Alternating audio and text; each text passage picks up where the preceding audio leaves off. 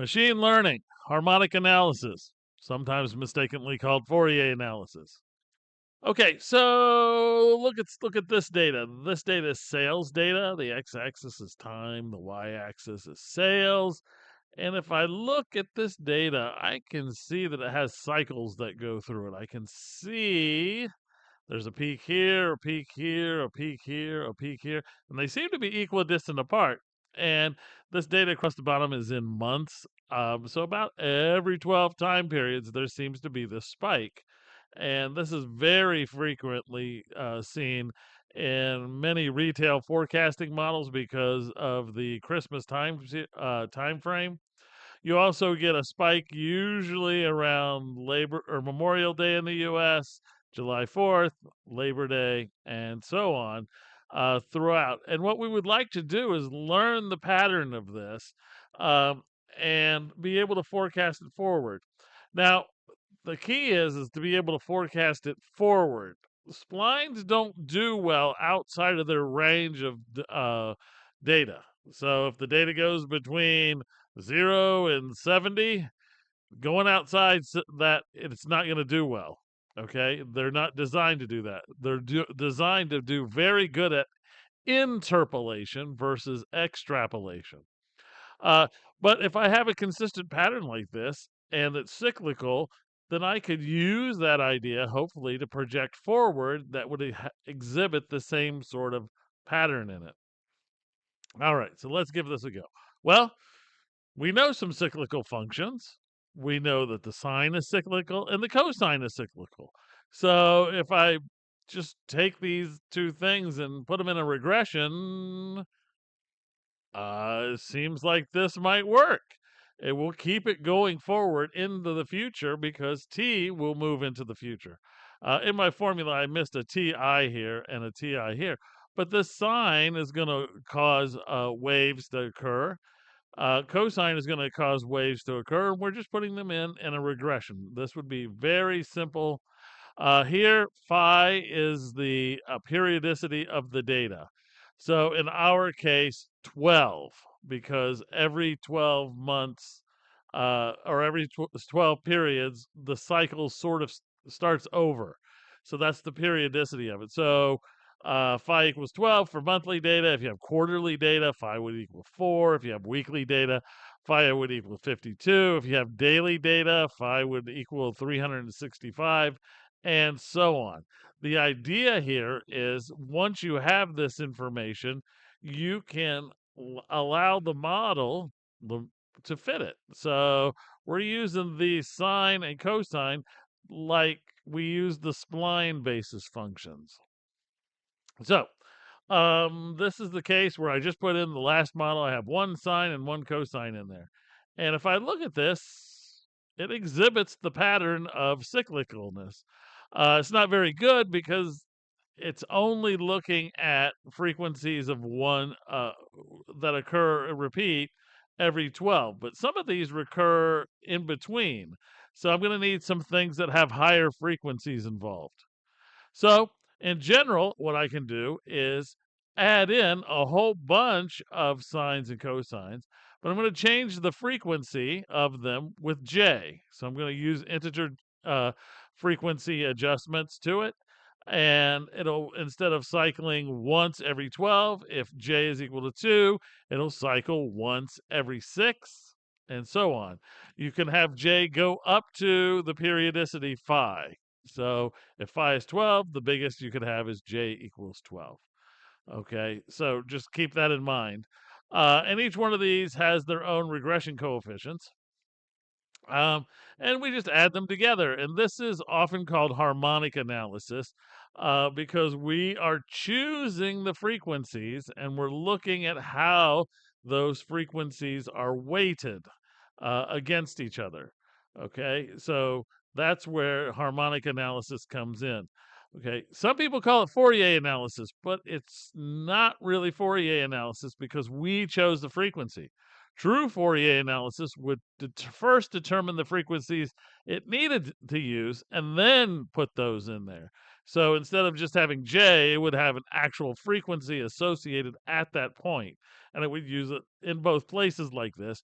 but it's going to do a different analysis beforehand. Here, we're just going to fit it, and it's going to run, and everything will look good, hopefully. So k equals 2. So here I'm going to put in a frequency for 1/12, or every 12 periods it will cycle once. And I've got one that cycles once every 6 periods. And that's why you see another bump here. So it's here, and then it's going to add it to there. Here is a 6, and then adds to the 12. So, and so on. And then I can keep doing this. K equals 3. And you can see it's starting to grab the pattern that's in the data. And go to 4. The frequencies look pretty good. The pattern looks pretty good. 6 looks really good. It seems to have found the pattern pretty well. You could go up to 12, and here's what 12 looked like in this case. So it's not nearly as good, but we're going to go and see how to do this. It's really not that hard. It does get a little bit complicated in actually programming it once you get the hang of it, though. It's you do it once and you've got it. All right. So we're actually going to use the battery data set versus the MC1 data set, and we're not fitting splines. We're going to fit a harmonic analysis to this. So let's jump over to our code. Make sure you are in the right directory. I'm going to get rid of the pictures here. Notice that I'm in lecture 17, and that's where I'm supposed to be for this code. All right, so this is going to be very similar to what we did before. NumPy, pandas, the plotting thing. We're going to pull in linear regression from scikit-learn, and then we're going to read in the data. And I called the data B1 for no other reason than I had to call it something, and I didn't feel like typing battery over and over again. So here you go. It read it in. Make sure you're in the right directory. This should be copy and paste from last time, but you also have this code, so you can actually just use it directly. All right, so here's the picture from the slides. You can see it works. And then here's how I'm going to build this. The first thing I'm going to do is I'm going to take and pull out time, because I don't want to keep typing this over and over again. T1. And then I'm going to create S1, C1, and that's 2 times pi. And notice it's np.pi. That's pi for numpy, times T1 divided by 12. That 12 is our phi here. And I'm going to do that again for cosine. I'm going to stack them together and transpose it, because NumPy arrays are rows versus columns. So I'm going to stack up the rows, and then I'll transpose it, and then they become columns, and everybody's happy. So, and that's what scikit-learn needs. It needs them to be in columns. All right, so I'm going to run this, and I'm going to see what it looks like. Pretty easy to do, and that's the picture we had from before. I'm going to keep adding on here these. So now I'm going to have S2, C2. I'm not going to use them instead of the others. I'm going to use them with the others. So if you notice, when I stack things up, I have T1, S1, C1, S2, C2 now. Okay, so I'm combining them together. So every time I add a new component, I'm actually adding a sine and a cosine. So I'm adding 2 coefficients to it. And then you can see, okay, now see how well this looks. And you can see it looks better than the last one.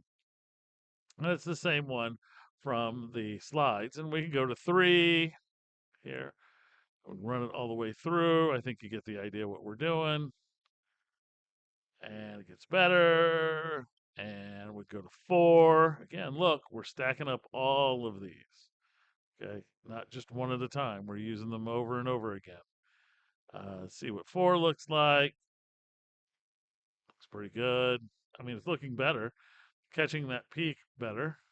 Here's 5 and 6 together. And I'm going to run this and see what it looks like. Okay, so there you go. It looks pretty good with 6. Now, if I wanted to go farther than that, I don't want to keep typing in this stuff here, because it would take forever, especially if it had like daily data. Having to do 365 sines and 365 cosines, not my idea of fun. Might be yours. Go ahead. But I'm going to use computing to help me. So the first thing I'm going to do is I'm going to make a blank container that I'm going to fill up. So T1 shape is going to be, it's going to be the shape of that, which is the rows. And then I'm going to have 25 columns. Why 25 columns? Well, T1 is going to be in the first column. That's going to give us our trend. And then there's going to be 12 sines and 12 cosines. So 12 plus 12 plus 1 is 25. These are going to be counting variables for me so that I can get the right values inside of here. Okay, so 1 is to count, will put us in the right column, and K will put us in the right frequency. So this is the column counter, and this is the frequency counter. And here I'm just going to populate the first column with T1. And that's going to give me a matrix that I can use. Okay. Oh, I didn't fill it out all the way, so I didn't catch the last row. Try it again. Run it. Okay. Now what I'm going to do is I'm going to fit it here. And there you go. That looks pretty good.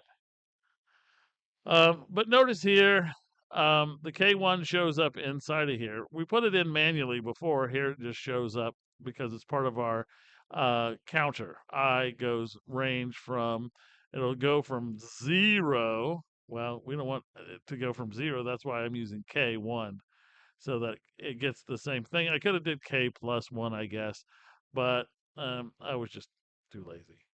And this works as well, and it's good to see other people's programming.